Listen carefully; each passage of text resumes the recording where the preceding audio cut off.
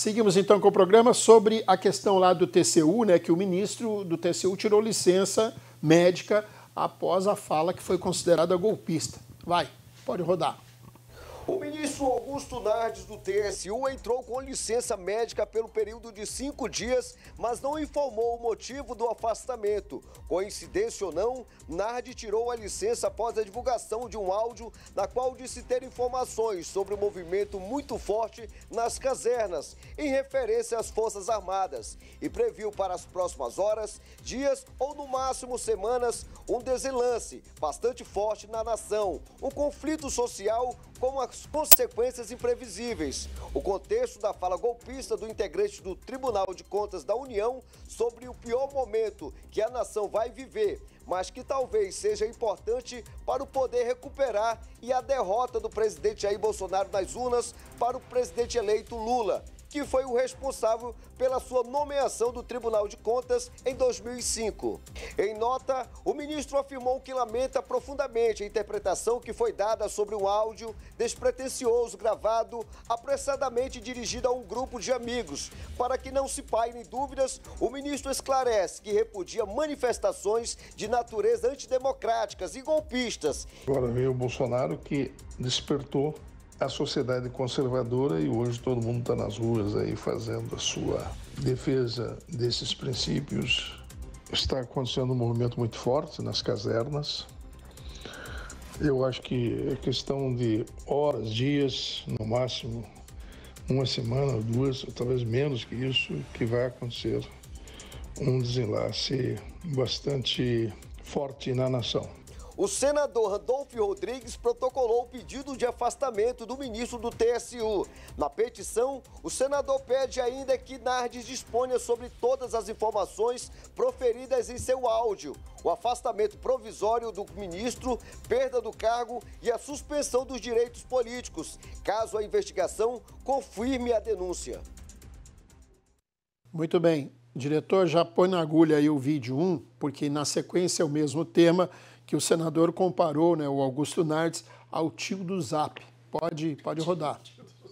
As pessoas se alimentam dentro das redes sociais e nos próprios grupos, e efetivamente você tem pessoas, são uma minoria, mas você tem um grupo de pessoas que acreditam que a eleição vai ser revista, que acreditam que vai ter um golpe, que pedem por um golpe.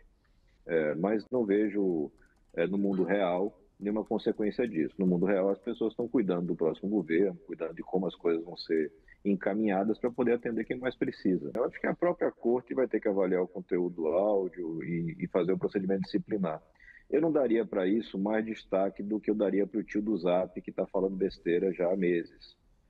Como eu estou dizendo, a infiltração desse radicalismo, dessa desinformação, chegou a um patamar em que as pessoas acreditam em fantasmas, as pessoas acreditam em teorias mirabolantes. Nós vimos vários vídeos demonstrando esse tipo de reação, e isso não está reservado a grupos sociais menos favorecidos, pelo contrário, você tem isso em categorias abastadas, em cargos importantes. Muito bem, Arnaldo, começamos com você. Mas é impressionante uma coisa dessa. Eu acho que o fim desse ministro do TCU é a aposentadoria, né? Eles vão aposentar ele compulsoriamente, vai continuar ganhando o dinheirinho dele. Agora, interessante, eu não achei ruim ele ter falado isso, não. Que certamente, quase que com certeza absoluta, existia, sim, um golpe engendrado para sair, caso perdesse a eleição. Ou você acha que o Heleno Nunes ia deixar esse barato? Ou você acha que o Braga Neto ia deixar esse barato? Ou você acha que o Bolsonaro ia deixar isso barato? O golpe estava pronto desde 7 de setembro, quando ele chamou o Alexandre de Moraes de canalha e que não ia aceitar nada que ele botasse. O golpe estava pronto, há um ano e pouco. E esse golpe veio sendo desmobilizado pela sociedade através, né, do acreditar deles que, ao colocar aquele monte de gente na rua, que a eleição estava ganha. E esse cara, vem para a rua, Lula, vem para a rua, Lula, vem para a rua. E a gente dizia, no dia das urnas nós iremos. E fomos. Agora, por que eles não fazem a proposta seguinte? Vamos cancelar essa eleição de segundo turno, vale só a do primeiro turno. Lula eleito com 6 milhões de votos na frente.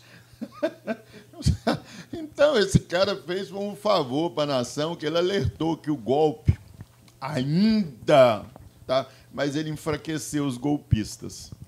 Muito bem.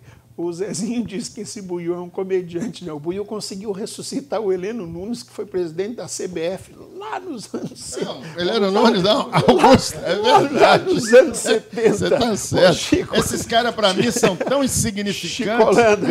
Viu, Cícero? Esses caras, para mim, esses generais que estão mijando na botina, são tão insignificantes que eu nem lembro o nome desses pústulas. Ah, mas essa do Heleno Nunes é sensacional. Fazer um meme com isso, Chico Holanda.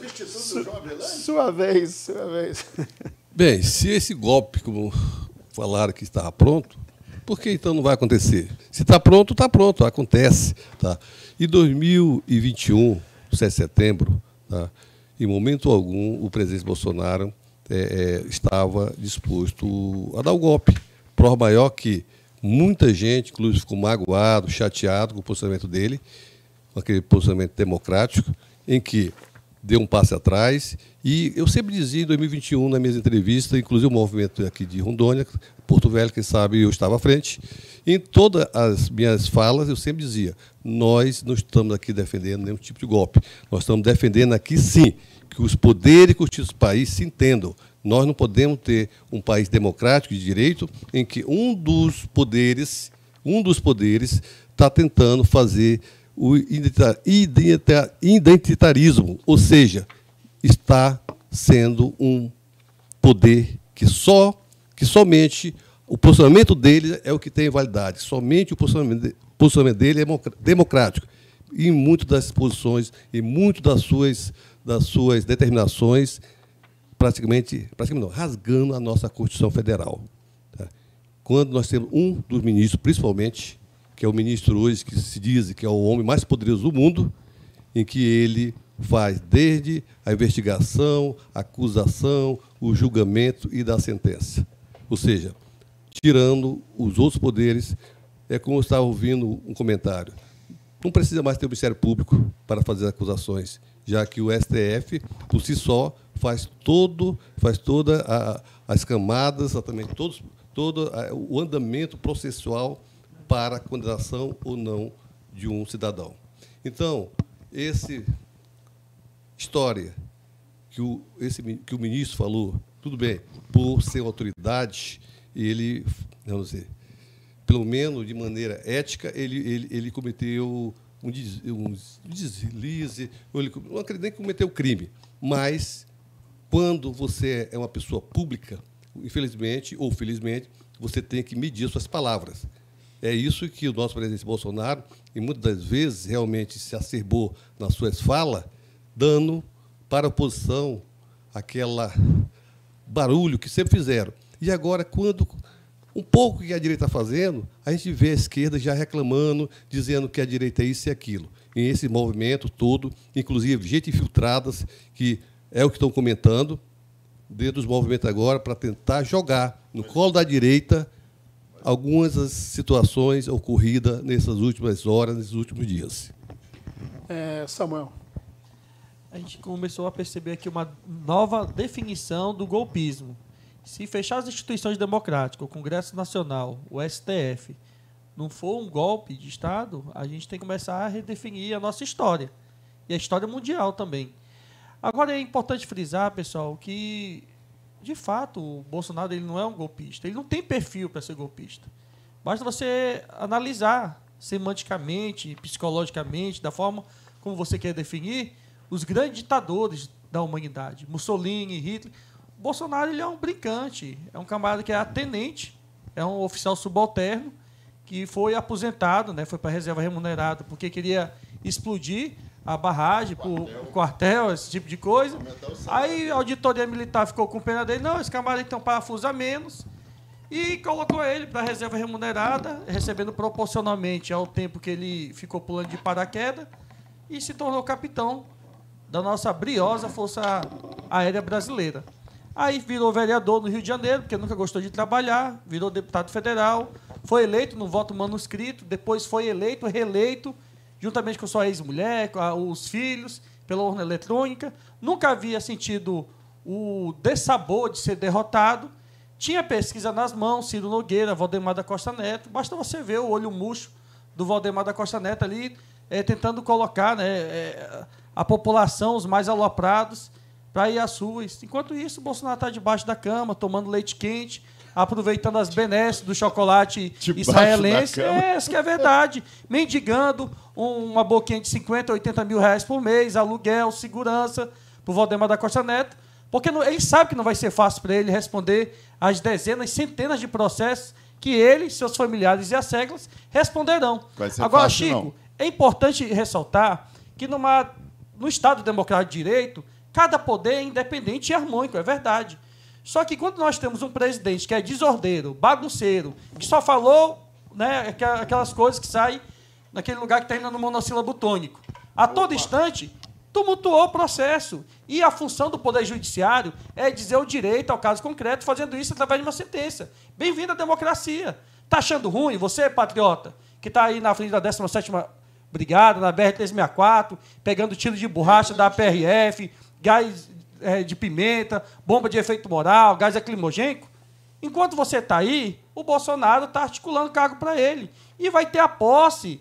E esse ministro aí do Tribunal de Contas da União percebeu a gafe, a besteira, a loucura que fez, foi esperto, está tentando sair do foco e esperando uma nova barrigada do Bolsonaro para ele ficar de escanteio e não ser empinchado ou ser afastado ou até mesmo, quem sabe, responder por improbidade administrativa. Porque servidor público que atenta contra a ordem democrática está passível de responder sim.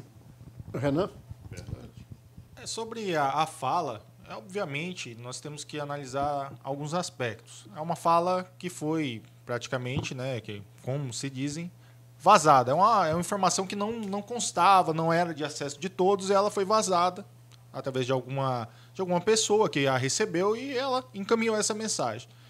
Mas vamos lá, eu acho que talvez o ministro tenha tirado licença para tratar de assuntos. Ele está falando de licença médica, provavelmente é para tratar desses mesmos assuntos, porque um ministro que defende ou que propõe o golpismo, isso é um absurdo.